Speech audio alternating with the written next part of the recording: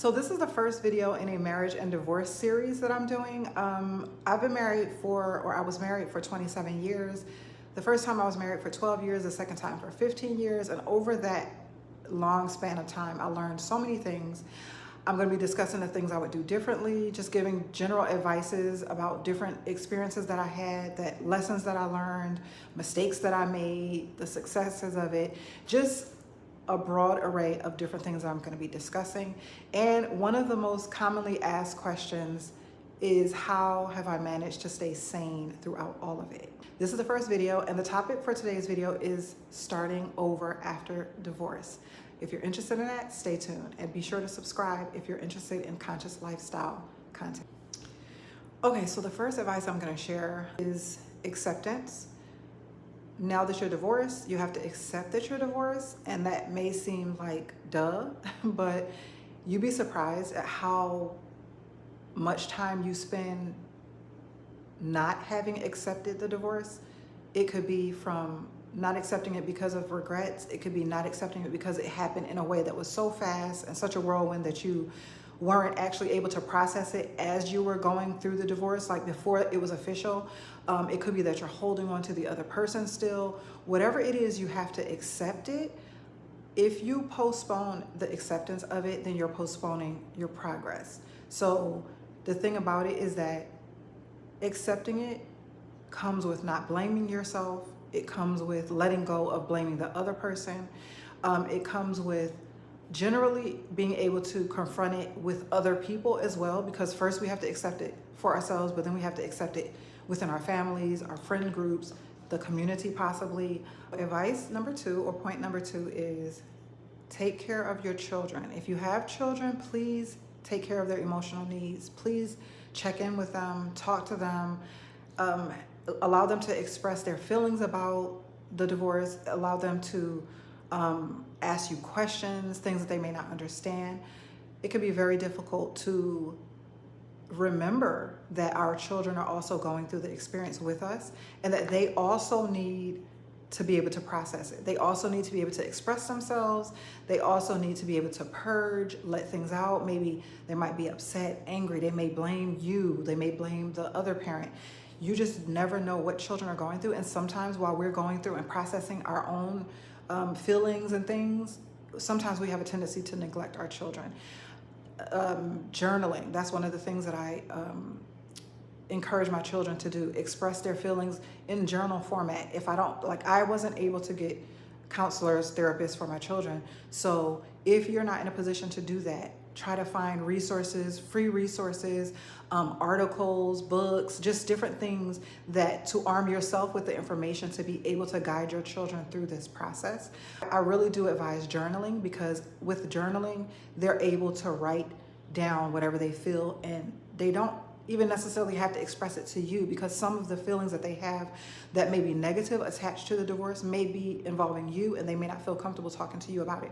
So please encourage them to journal. Okay, so point number 3 is, do not spend time mulling over who was wrong or who was right in the situation.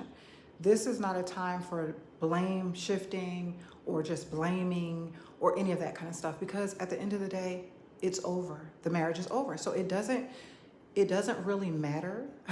It doesn't really matter who was more at wrong, who did more, what they did. None of that really matters. This is a time for self-awareness, self-reflection, and it's a time where if you're going to think about the past, where you can reflect on what it is that you want to improve on moving forward. But you don't want to spend a lot of time, or really any time, going over in your mind who was more at fault, or blaming yourself, or any of that.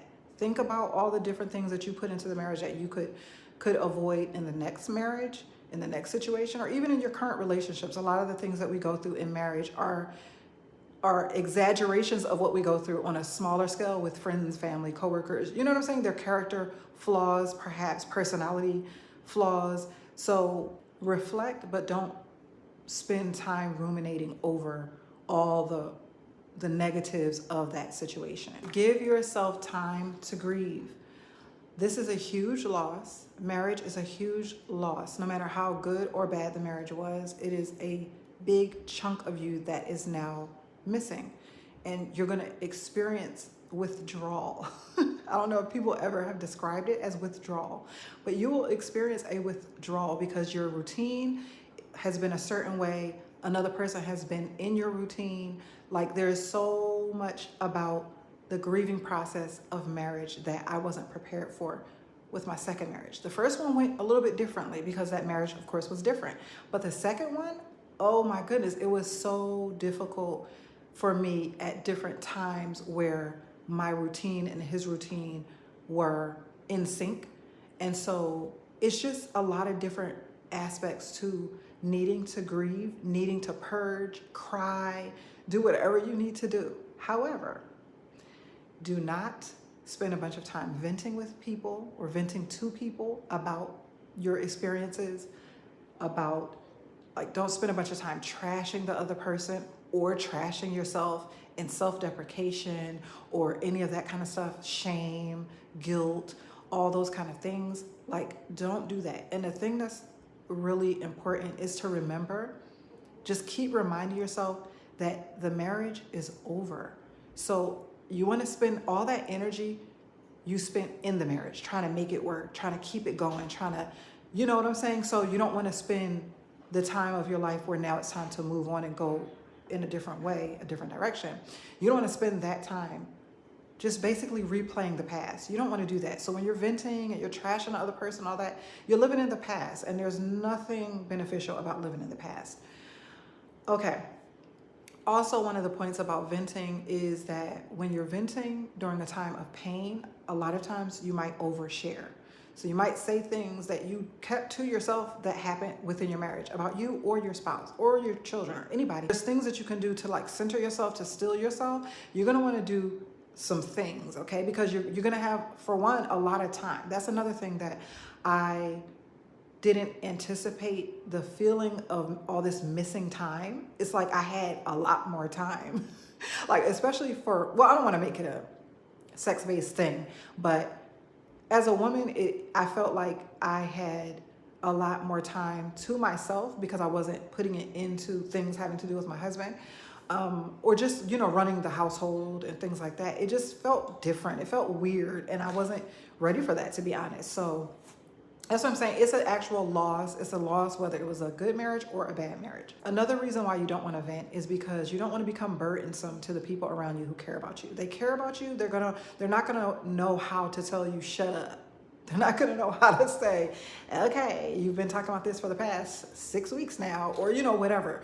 You can become a burden to other people, and you don't want to be in a nuisance. Instead, you could do other things with your time with those people, but just sitting around venting and all that kind of stuff is not healthy. It's not healthy for you. It's not healthy for them. It's not healthy for your soul. It's just not healthy. Reading Holy Quran definitely soothes the soul. It soothes your spirit. It brings you back to center. It allows you to, it gives you perspective. It puts you back on course to what your actual life is about. Although marriage is a part of that, but as an individual, say you never get married, you have to remember that ultimately Allah is the center of your universe. That man or that woman was not the center of your universe. You want to do whatever it is Islamically, go to the masjid more, go to community events, connect with the Muslim brothers or sisters in your community. You want to do whatever it is that grounds you in your purpose on being on this planet. Do not get into a rebound relationship before you have healed from your previous relationship. I'm saying this with the utmost love, compassion, and just, I don't even know. Don't do it. Here's the thing. There are people who, of course, can do it. They've done it, and it's been successful, and may Allah reward them. May Allah bless them and increase them. However, for the vast majority of us, it will probably not end well. Why? Because we are not healed. We don't know who we are anymore. We don't know what we want. We don't know. So much happens during marriage and even during divorce that changes us. It creates a shift inside of us. And so we have to get back to knowing who we are. Going through any traumatic experience, we have the phase where we try to distract ourselves. We have the phase of where we're trying to protect ourselves from the pain that this thing is causing. And we do things to distract ourselves. We could overeat, overwork, oversleep, social media, TV, shopping incessantly. Like there's so many different things and ways that we try to distract ourselves, and it's better to focus on it and get over it quicker so that you have healthier methods of dealing with different things. So if you do it now, then it will improve the ways in which you manage other situations that may come in the future. Hopefully they don't, but if they do, you'll have better methods to deal with them. But yeah, so you don't want to allow a new relationship to be the thing that you distract yourself with. Also, we are more susceptible to become the prey of someone who isn't healthy. So we're in a kind of unhealthy state, and then we may attract someone who's also unhealthy. That is a phenomenon that is amazing to me, but we have a tendency to attract people based on the space that we're in at the time. And so you want to be fully healed, fully aware, fully self-aware, fully conscious when you decide to move forward in a relationship. So it's better to just pause. Okay, so this is the last point of the video. It's getting pretty long, so I'm going to go ahead and end it here. And this point is to get to know you again,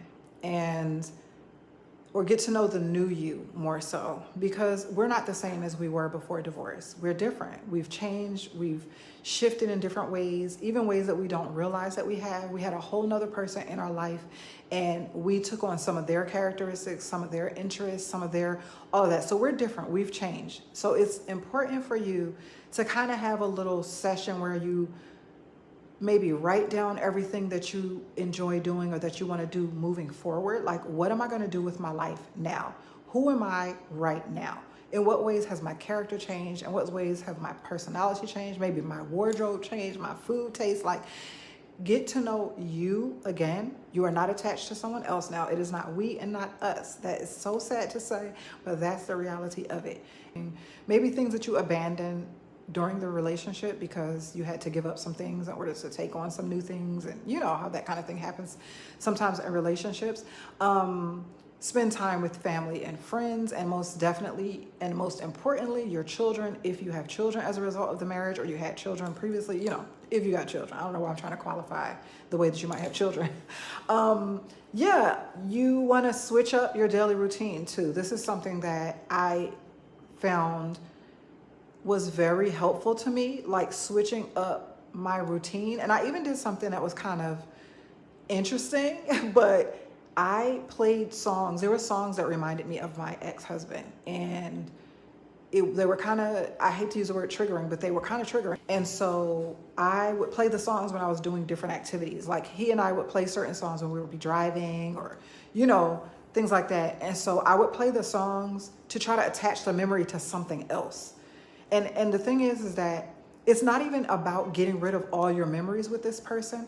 It's just whatever ways that you are not able to manage emotionally, you want to be able to manage them in a healthy way versus an unhealthy way. Like you have to consciously do positive things instead of subconsciously do negative things. Switching up your routine so that the areas where that person fit don't cause you to have emotional breakdowns, basically. I mean, and of course it depends on what stage of healing you're in. If it's fresh and new, this is going to be very important, because it's like all these daily routines are things that that other person did with you, that y'all had y'all's little intertwined life.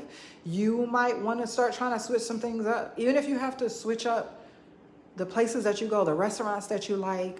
Unless the food's real good, I wouldn't give that up.